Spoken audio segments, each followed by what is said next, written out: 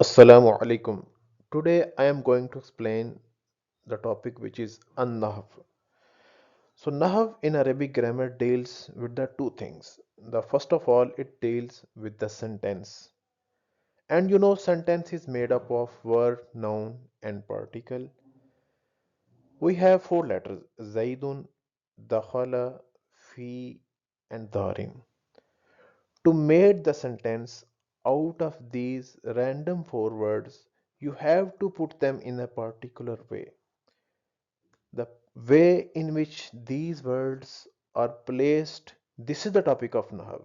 So, the actual construction of these words to make the sentence would be Dakhala Zaidun fi Darin.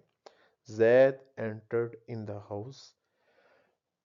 This is the first topic. The second topic of Nahv is the condition, which is i'rab of last letter of every word, like jaa zaidun, zaid came, ra'aytu zaidan, I saw zaid, and marartu bi zaidin, I passed by the zaid.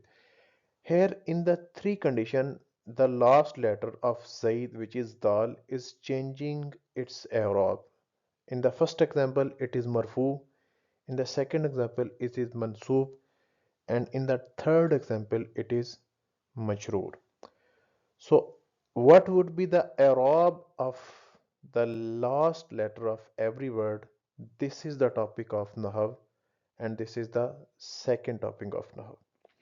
So the Nahv deal with sentence, which is called kalam, and it also deals with last letter of every word, and word in Arabic is called kalima. So the topic of Nahv is kalima and kalam.